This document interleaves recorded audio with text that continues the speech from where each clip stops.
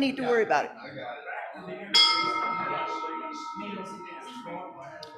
Welcome, March 21st, day after spring, so nice, beautiful day. Flag is in the back again. Stand for the pledge. I pledge allegiance to the flag of the United States of America and to the republic for which it stands, one nation, under God, indivisible, with liberty and justice for all. Thank you. I did a quick count. I think we're about 25 here with a guest or two, which we'll introduce later. And we've got eight at home. So I'm going to turn it over to Richard to introduce our speaker today.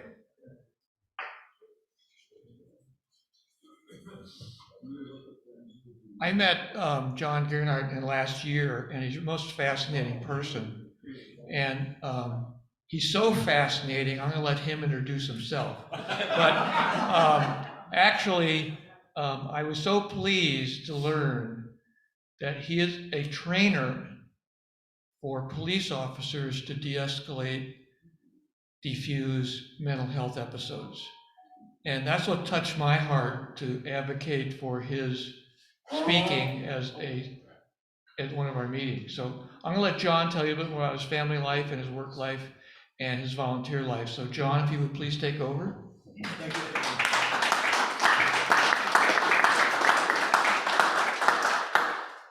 Well, as Richard said, I'm John Gernandt. My background is I was a teacher, got into special ed teaching, and told myself this is all about behavior when I was teaching.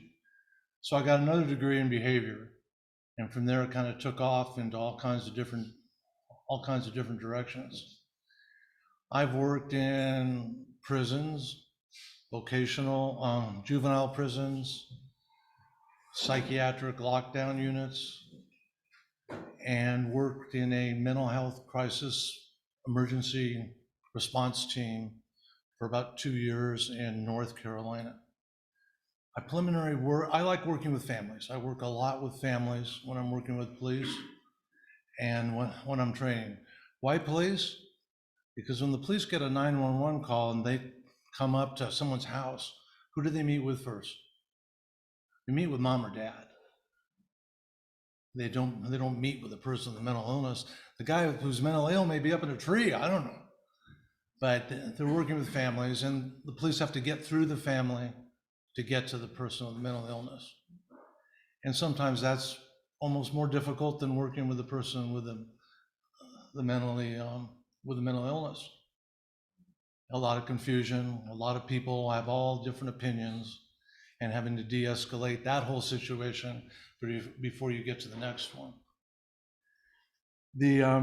I've started working with NAMI, which is the National Alliance of Mental Illness, which pretty much runs all of the CIT programs, critical intervention training programs in the States. How did CIT start? What's it all about? CIT started in Memphis in 1987 when 21 people with mental health conditions were killed by police in the street. And Bill Gibson, who was the police chief in Memphis at the time, said, "This is enough. We can't do this." And he decided, how do we train our officers to be more aware of what people are going on with mental illness, and how can we talk to them instead of just shooting them, which only makes sense. So the whole CIT curriculum started, different ways of training. And now in where we are today in 22, there's a whole lot have been done, a whole lot of programs. When I started and this thing started, becoming a CIT officer was a volunteer thing. Not all police officers had to do it. They had to volunteer. And it was sad, but a lot of the police officers that started doing it were considered kind of soft. At that time, the police forces were very all involved with guns and power and military type tactics of dealing with people, and not with speaking with them, talking them down, or diffusing. So that's all starting to change. Now CIT is part of the cadet training. And that's mainly what I'm doing here, is working with cadets and police officers. Besides that, I teach for NAMI. I teach suicide prevention and suicide awareness in high schools. And I work with families. I teach a class called Family to Family, working with parents of newly diagnosed children with mental illness to help them understand. One of the big things about dealing with people with mental illness or dealing in the field of mental illness is educating yourself. CIT training is a 40-hour program. Usually takes 1 week. I'm just one part of it. They are engaged with doctors, psychiatrists, MDs, dealing with what's happening with medication, what's happening in the brain, all the medical parts. They deal a lot with attorneys of what type of rights police officers have and how far they can move in a situation or how far they have to back up, how they collect evidence if they're dealing with someone with mental illness versus the general population. They deal with lived experience. Lived experience is people with mental illness telling their stories to police officers and of what they've experienced. That program, the Lived Experience program, started in Los Angeles about 10, 12 years ago. It's a big program now of officers sitting down with families or sitting down with people with mental illness and talking to them. What we should expect, what we should know, how can I work with you differently than I work with other people, and so forth. Mental illness is pretty broad. There's so much going on with mental illness and so many different things. It's a lot different than working with the heart or the liver or the kidney. Brain's our biggest organ. And it's the most confusing organ, and it's the organ that we know the least about. So it's difficult. It's a lot of work for police officers having to all of a sudden become neuroscientists in a week. It doesn't happen usually that fast, but it's difficult for them. The examples of what police officers are going through and what I'm dealing with has a lot to do with what's happened in my life. I have a son and I have 3 boys, and my youngest son, when he was about 15 years old, developed schizophrenia. It's a big deal. It's not a fun deal. It takes a long time. And police officers aren't just dealing with a child with schizophrenia, they're dealing with different parts of it. You may not know it, but for the average time lapse between when someone is diagnosed with schizophrenia until they reach recovery, recovery starts when they turn around to you and they go, "Dad, I have a problem, don't I? I think I'm sick." That's 13 years on the average. So that period of 13 years is mass confusion, catastrophic confusion, confusion that leads you in all kinds of different directions. I was with my son in a home, it was Lowe's. It was Lowe's in North Carolina. And he walked in and he fell on the ground and just started squirming all over the place. And he said, "Dad, there's 13 billion trillion gnats on me holding him down." He was having a kinesthetic hallucination. Hallucinations can come from any 5 of our senses, not just auditory, not just visual. So his hallucination took away his voluntary muscles dealing with gravity. That's kinesthetic, is your body dealing with gravity. He just hit the ground. Police officer was about ready to tase him. The manager called the police and the paramedics. And the police got there first, and they were about ready to tase him. I go, "Hey, don't, back off a little bit." He's having a kinesthetic hallucination. And the cop was like, "Oh, sure, it's crazy. It's on some type of weird drug." The paramedic came in. I talked to him for a second, and he had an idea about this. He was a really cool guy. he pulled out his clipboard and came up to Matthew and says, I'm gonna get rid of all these gnats. He just started whipping away, just going like, I'm blowing them away, I'm knocking them away. About 30 seconds later, my son jumped up and gave me a big hug and said, God, Dad, thanks. I just couldn't, they were knocking me to the ground. No, it's okay, it's cool, let's go. Let's just keep doing a little bit of shopping. So for a police officer to be aware of something like that, they have to be aware of that.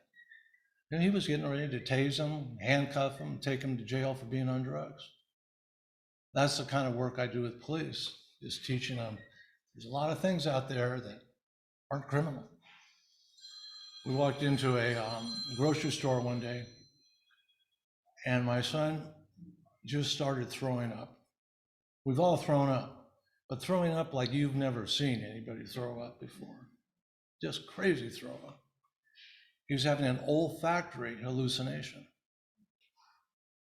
And his brain told him he was smelling something that was so bad, it led him into a unbelievable fit of throwing up.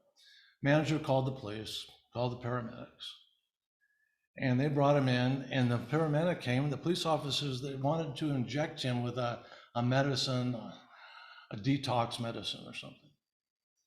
And he was just hallucinating. There was nothing the matter with him. And a paramedic came in, another paramedic, and I talked to him for a few minutes. And he didn't really know what was going on. But he said, yeah, that's possible.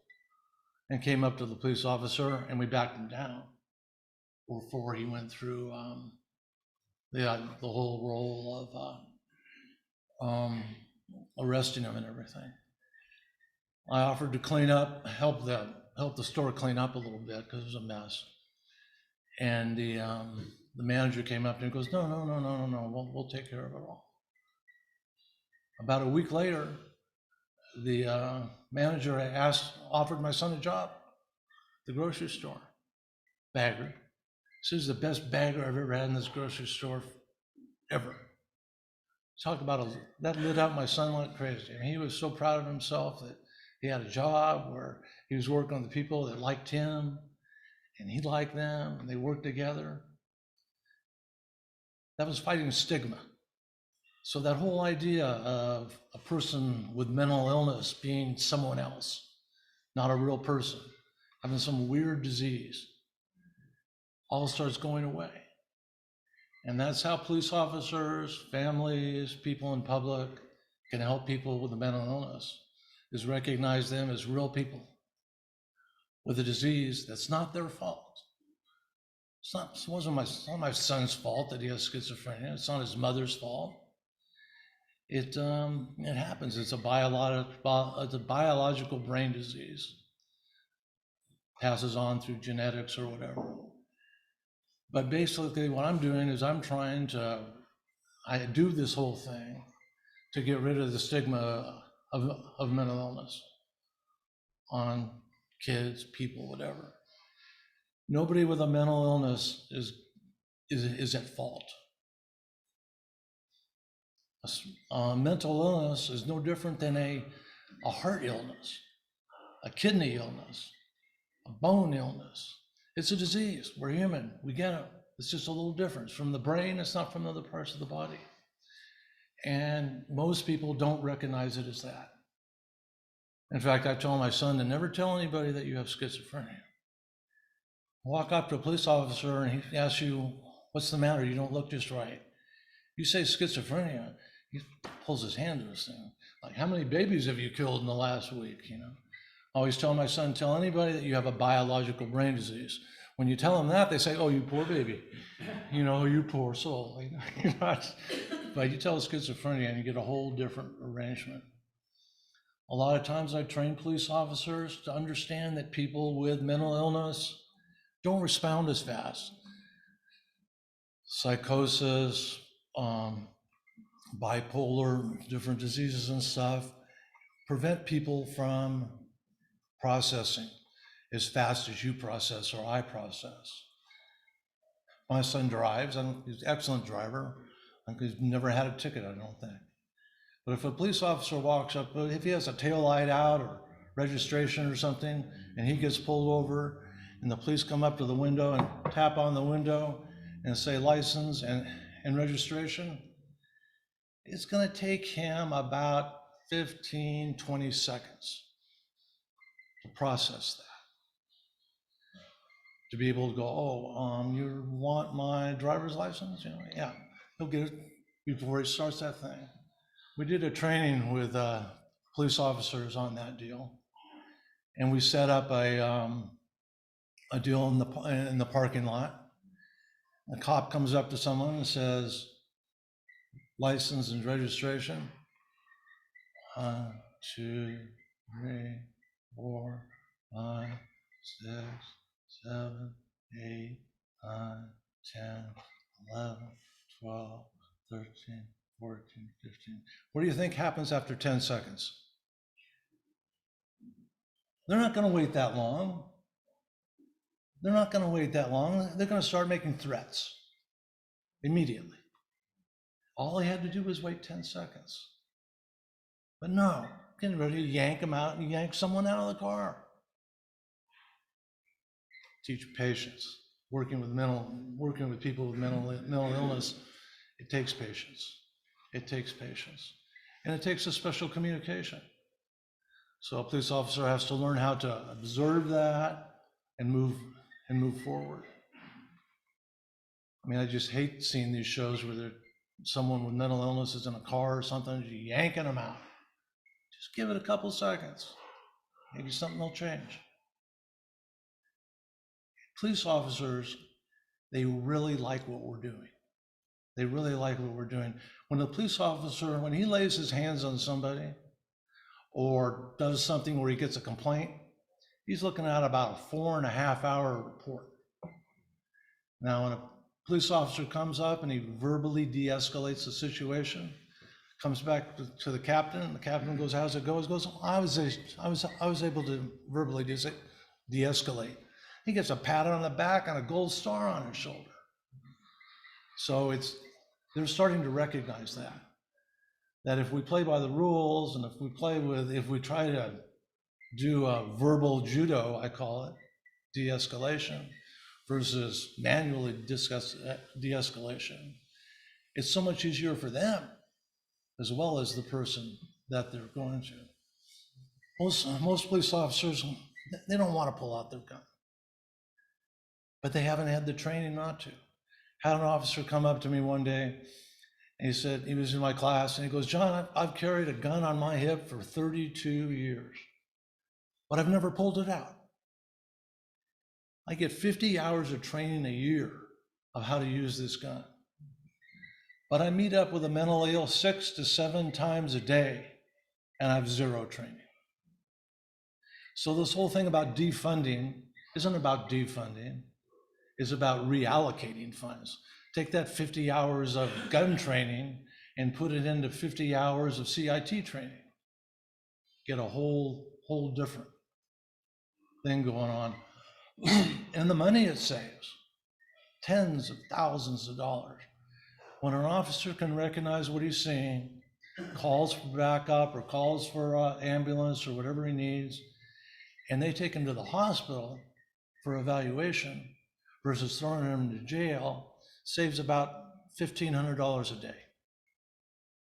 And if they go to jail, they're going to get a bond. And if they can't make bail, they could be there for months in jail.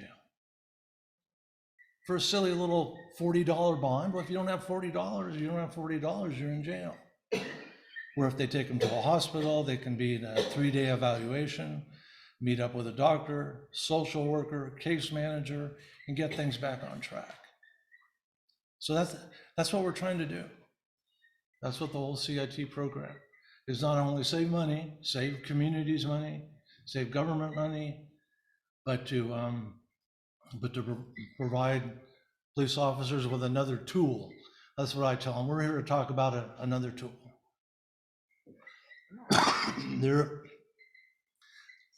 So what's the final outcome of a police officer going through CIT training? I tell them what you're doing is you're going into a situation you've trained to look for voluntary compliance in what you're doing.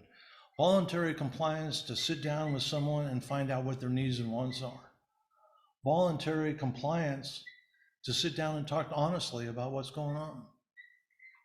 To sit, maybe voluntary compliance to, why don't you get in the car? Let's run over to the hospital and get evaluated. It looks like you have a problem. Or voluntary compliance, a lot of people with mental illness, they've got hygiene problems. They have dietary problems. A lot of times, a lot of mentally ill people on the street you've seen, maybe they haven't eaten for 3 days. Maybe they haven't gone to a laundromat in 2 weeks. How about voluntary compliance? Let's go over to the shelter so you can get your clothes washed. Let's go over to the food kitchen so you can get something to eat. That's the kind of attitude that we're trying to develop, pushing forward. And when other people when they do that, and other people can see them doing that, what are we doing? We're lowering the stigma. We're getting rid of the stigma of dirty old mentally ill people. I had a guy once that told me that mentally ill people don't feel pain. I mean, there's so many rumors out there that are just destroying what's really going on. We have a disease. It's not their fault. It's terrible that they have the disease. But just like we're going to work with a guy who falls to the floor in Lowe's with a heart attack, we're not going to tase him and arrest him. Why are we going to tase and arrest a guy with a mental illness? Mentally ill people commit 7% less crime than the general public. Probably didn't know that. Most mental ill people, when they're illness, they can't put a crime together, much less commit one. Now, about the only crime maybe they commit is peeing on a tree in a park. I mean, big crime. But they're not out there. They may get a crime of, they may steal a candy bar or a cookie, but maybe they're hungry. I had a store and a guy stole a candy bar because he was starving. I'd say, take it. I'm not gonna call the police. So this whole thing is good and it's working. And I feel proud to be part of it because I have a son with a mental illness who now is doing great. I mean, all those things I told you about and a whole lot more stuff.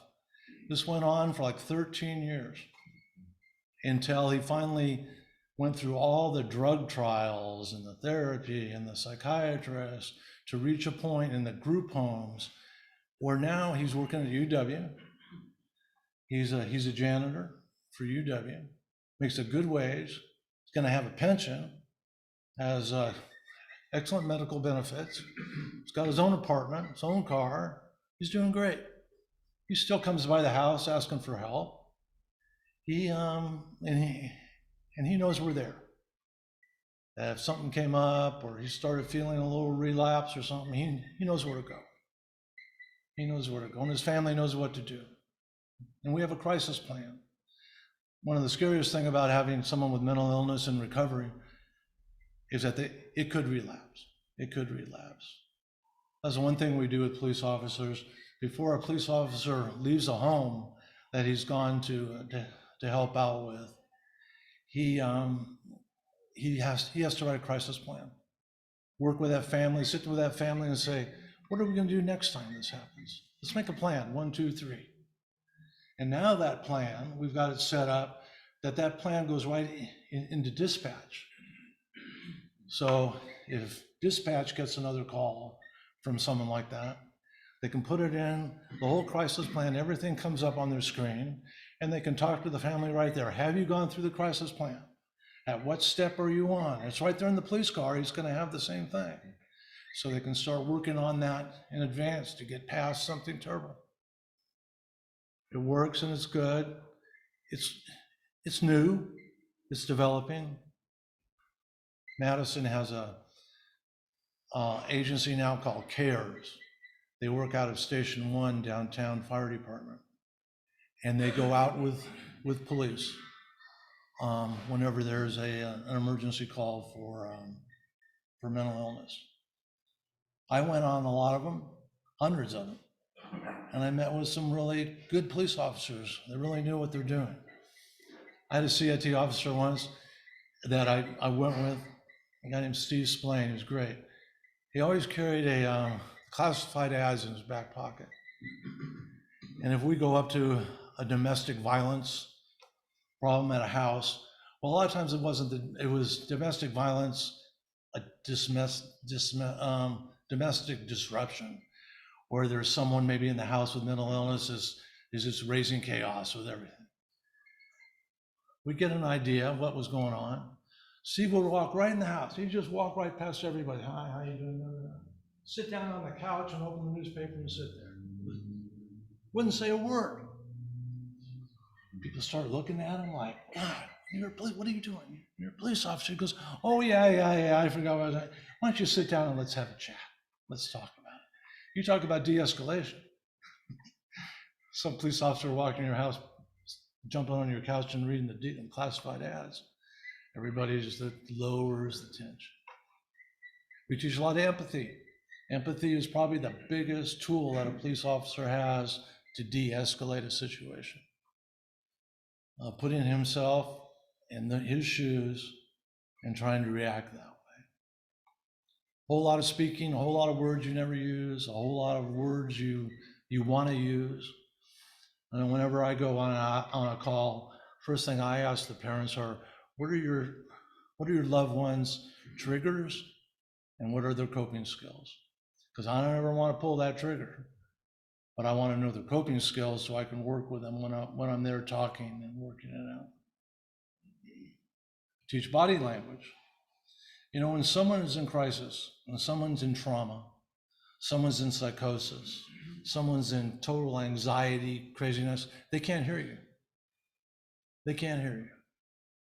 The same way, if you have a little child, we've all had them, and you go into a grocery store or something, and they have a meltdown, they can't hear you. Can't hear a word you're saying. But you can talk to them all day, and they still don't hear it, right? You see the mother there screaming at her little child having a meltdown. It doesn't work. They can't hear you, but they can see you.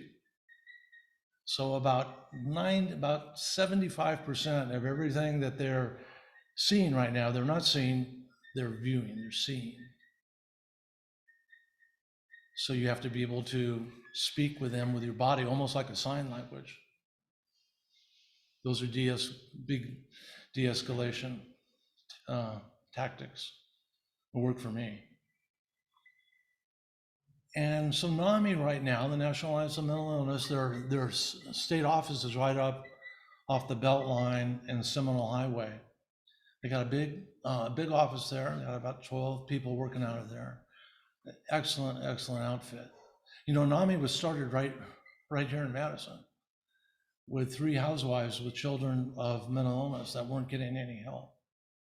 And they bound together and they said, let's put something together. We gotta get together as families and support who's ever helping us with mental illness. And NAMI now has got all 51 states. It's a big organization and they do a lot of excellent work. They don't charge a dime for any of their classes. There are lots of classes, big support groups. They have the suicide in high school, the family to family, family and friends, speaking your mind. Their suicide one is called Ending the Silence, which is excellent. And they do a lot of work. They do a lot of work. But the big thing is Kiwanis and all the other groups in town. We could just work on having a better understanding of people with mental illness so we don't discriminate against them. We don't shadow them with a cloud of stigma of, you know, you're different, you can't, you know, you don't belong. You know, when you get out of, I was working a couple times in the city of Asheville, North Carolina, where they wanted to put up a group home for the mental illness. And the neighbors went nuts, thinking that was going to lower my property values or whatever. We're talking about 5 or 6 people a therapeutic group home that was well staffed and very, very professionally run. And it ended up now, that was about 10, 15 years ago. And we finally got through the barrier. But now it has actually increased the property value that is there. Because neighbors like to know that there's a home there taking care of people that need help. They want to live in a community where there is a group home. This is a very professional group home. Wasn't one with the grass isn't cut and old tires out in front or anything. But they have to, I mean, it's really helped them. And one thing always to remember, you go up to, I tell all officers when we drive up to a house and we pass the house once, go around the block and come past it. And when we look at it, we go, a little delayed maintenance in that house we're going to. Well, terrible, delayed maintenance. So they start profiling. And we talk about, well, we're gonna see who's in that house. These people are, quote, there's a little maintenance to be done. Oh yeah, but you know who's in that house? I'll guarantee you that everybody in that house is under the influence. Not under the influence of drugs or alcohol, but under the influence of catastrophic trauma, of grief, guilt, sadness, anxiety, a disruptive home. They're a house where it's financially challenged. So those people are in that house. Yeah, they're all, mom, dad, everybody. The whole family is under the influence of trauma. I got to remember that. It's not just that one person. It's that whole family that's in that situation, living in that environment. And it's sad. It's sad. But we can do something about it. We can show them that we care. That is pretty much wraps up what. Good questions? Yeah, any questions? Yeah. You talk a little bit about body language and de-escalating, you mentioned it. Can you give me an example? Example would be when a policeman walks into a house or something like that, and people are sitting down and he's standing there like this. No, got to get down to that same level. Never tower over anybody, especially with a mental illness. Just sit down with them. Don't stand up above them like you're some kind of King Kong looking over them, you know. It's threatening. It's threatening to do that for anybody. You want to talk, you want to use your voice. You want to be calm. You want to speak at a good pace, module. Volume's got to be right. What I always do is I put my body in the same presence that I want to see their body in. That's my cue. My hands are open. My knees are bent a little bit. Shoulders are down. You know, I'm loose, I'm calm, I'm ready to talk. That's the way you want them to be. And it's always nice to go ahead. Who's next? I'm curious to the extent of this type of training that's out in school districts. It should be more.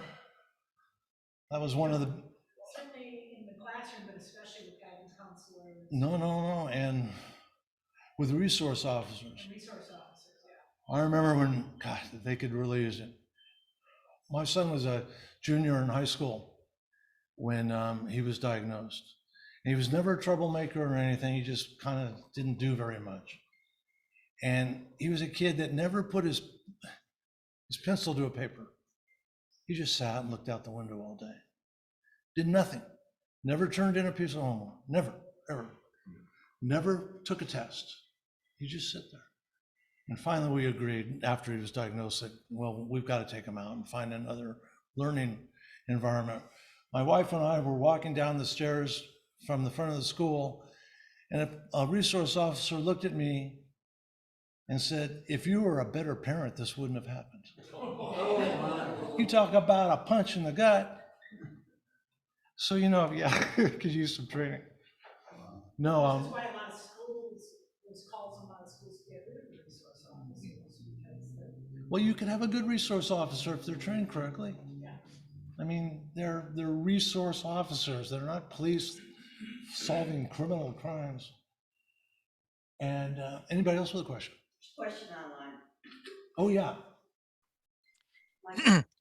Thanks a lot for talking about this subject. Can you hear me okay? Yes. Good, good. One of the thoughts that I've had for a long time is the uniforms that officers wear. I mean, honestly, you look something like Darth Vader. And if you go to some countries in Europe, I'm thinking of Ireland, for example, the Garda there wear like baby blue Bermuda shorts and baby blue shirts, and they look like the most unthreatening people imaginable. And I have to believe that that escalates things a lot just by appearance. And I'm wondering if you have any thoughts about that. I agree with you 100%. And we're working on that a lot. But remember that this is when someone calls 911 and the police are going on our emergency response team, they don't really know what they're going to find sometimes. I know in North Carolina, we did it different. The police went first and make sure there were no guns or anything before I came in. But sometimes there's weapons. Sometimes there's someone smashing everything in the house, beating up on their parents or this or that. That takes police action. That takes police action to be able to go in there and physically restrain someone from from what they may be doing. We're becoming more aware of it. And now, like I said, here in Madison, we have the CARES unit, which is a ununiformed group of mental health professionals that go out on the call. The police don't even come to the call. I always tell police officers, I can't tell them to take off their uniform and put some on, but I tell them to wear their hat up to the door, and as soon as the door is open and they can see you, take your hat and put it under your arm. That's de-dressing. That's taking off your clothes. So there's different ways you can do that. If it's clear to weapons, they can leave their weapons in their car. Police officers are kind of proud of their uniform, which they should be, but they really resent having to peel down to go on these calls. Some of them do. Some of them understand that that's a great way to de-escalate. And I agree with you. We have to find different ways, different uniforms to go into. But a lot of times I agree with the police going, sometimes we're going in there, it may be a dangerous environment. There may be a gun in that house. There may be a knife. And they have to be ready to deal with that also. So I give them credit for that. Yeah. Almost every day we read about somebody with a gun that's going to either threaten to slaughter somebody or actually does slaughter somebody. How would you approach de-escalation there? Well, when someone has a gun, I don't want to be there, I back way off. But usually someone with a gun is asking for help. They don't want to pull that trigger.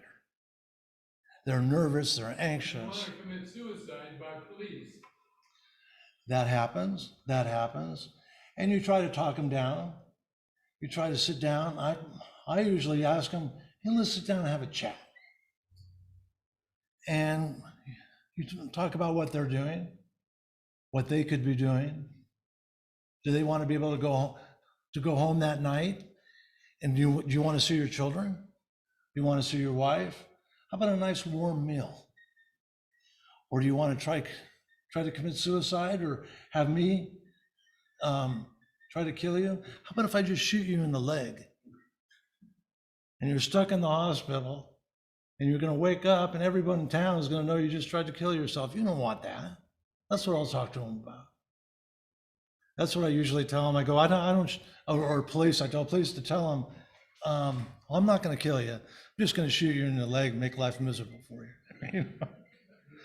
One more, Tom or Co, which, You talked about the average percentage of calls between mental health crisis and a routine call, or non-mental health crisis for most police. Repeat the question. Repeat the question. Was how many calls are due to a 911 call or? The average police officer, they get so many calls a day, how many of those are mental health crisis calls as opposed to what turned out not to be a mental health crisis? More than 50%? Okay, I mean, that's a whole lot. And you know, that's what happens. Mom calls the police. My son's going nuts. He threatened me with a knife or this or that. And you know, I have to deal with it. We out of have time? to keep moving. Okay, very good. Hey, Thank you. thank you.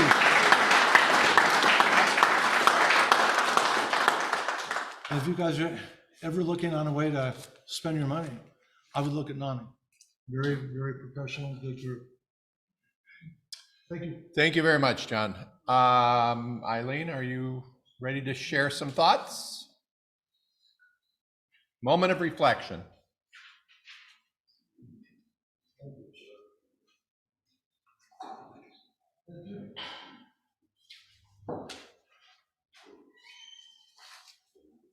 I try very hard to find something prophetic when I do a moment of reflection, but today I just couldn't come up with anything that I thought would make an impact. So instead I went to what happened on this day or this week in the past. We're so in the now sometimes that we forget what's happened that has impacted us in one way or another. So, a couple of things. This week, back in 1852, Harriet Beecher Stowe published Uncle Tom's Cabin. In 1922, the US Navy commissioned the first aircraft carrier, the USS Langley. In 1930, this week, Kentucky Fried Chicken started. In 1941, Douglas MacArthur escaped the Japanese-occupied Philippines and vowed, "I shall return." In 1935, Persia was formally renamed Iran. And in 1963, Alcatraz closed this week. In 2006, which is really, about 15 years ago, 16 years ago, Twitter was created, for those of you who know Twitter. In 63, for those of you that were in your teens then, the Beatles introduced their first album, Please Please Me. In 1857, Elisha Otis installed the first elevator on Broadway Street in New York City. I didn't realize they'd been around that long. In 1958, for those that it mattered, Elvis Presley went to the US Army. In 1964, the Kennedy $50 was introduced. In 1989, the Exxon Valdez ran against the ice in Prince William Sound. In 1954, we got our first color television. And in 1945, on March 26th, the US Marines raised the flag at Iwo Jima.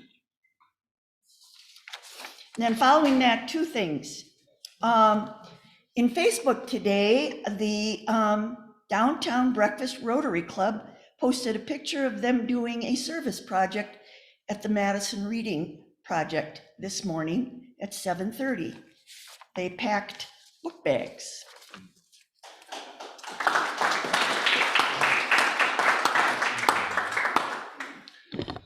Announcements?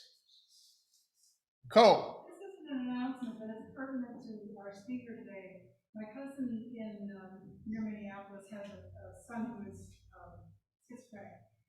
And they went through everything that every parent goes through. But Mindy was in the legislature for a number of years, and she passed a law in Minnesota that parents or families can put their family member into treatment.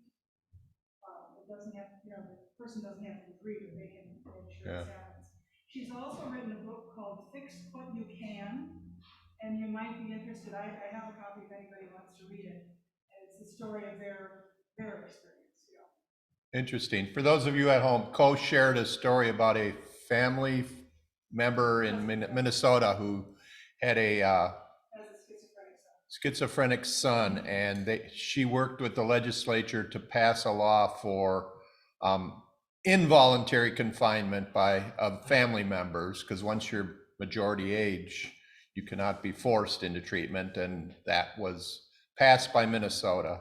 And there's also a book they wrote on their experiences, that if you have interest in the area of schizophrenia and young, mostly men, she'd be willing to share the book about that family's experiences. I just want to say Richard. really quick that the speaker spoke to acceptance of group homes for mentally ill, and the cycle that adults with developmental disabilities went through was exactly the same. Yeah. People landlords love them. Interesting. Richard shared that a lot of group homes have initial resistance, and once they're in a neighborhood and properly managed and funded, et cetera, they become an asset to most neighborhoods. So please think twice about that. I have a personal, not with mental health, but with environmental. There's a huge solar farm being proposed for my area out in Cambridge area. Thousands of acres, and the pushback from the community is tremendous. Not in my backyard. Yes, we have to go to solar, but not in my backyard. And I can see both sides, but we need to do something about the environment, and this is one way to do it. So it's not just about mental health that citizens get very angered when they're impacted. And that could be positive or negative. I mean, I'd much prefer the positive impacts of a huge solar farm and less reliance on fossil fuels. Any other announcements? I will share an announcement with my communication with the Madison East Kiwanis. As you know, Eileen and a couple others helped with their brat stand last fall. And I reached out to them to say we would be interested in potentially partnering with them on that effort. I got an email back from Gaston, and he said, well, take it up with the board. They have rejected our overture, saying they have enough help. So I don't know what's changed. They cited a couple of, I think it's an engineering group and maybe even Key Club. It's Engineers Without Borders. That's it. I was thinking it was doctors, but it's Engineers Without Borders is helping them. And that Engineers Without Borders comes and works for an hourly rate. Okay. At the stand, but when Madison East writes the check, it's way beyond what the hourly rate would have provided. So Okay. they are in Larry Ryan is an engineer, and he's involved with Engineers Without Borders, and there's a banquet coming up in April, and Larry's not going, but two members of Madison East are going because they made a significant donation To that project. Engineers Without Borders Okay. to go that. So that's where Okay. they're getting help. They're not saying we don't want to do anything with you. They're just saying we do have enough help right now. And that's how I took it. But I think we need to keep the communications going between East as it dwindles in numbers and our numbers dwindle. It's potentially a merger type of situation. I hope that we could reach that kind of a thing. The board is meeting after this meeting. So in about 10 minutes, the board is having its meeting. We're going to be discussing some financial motions from the board members about supporting Madison Reading Project. Eileen has her hand in the air. Is it related, please? No. Okay, just a second. And as well as the ARMS program, I received a 3-year proposal for a memorandum of agreement for our funding of the ARMS program on campus. And in talking with Ken and the foundation board, it includes a $3,000 per year additional commitment to them. So we'd bring it up to $14,000 a year to support the ARMS program, which in spite of COVID continued to do after school science clubs with undergrads running the program. And that's primarily what the ARMS program is doing now. And I learned that my old unit, which Dolly and I used to run the ARMS program, They were hit with a $200,000 budget cut, permanent. So that is why ARMS needs a few more dollars so they can hire grad students to help with that program. So I will support the motion or the move or the increase in the budget for the ARMS program. And I just want to make everybody aware of that. It's really been one of our signature projects for 25 plus years, right, Carol? A long time we've been supporting the ARMS and getting kids engaged with STEM.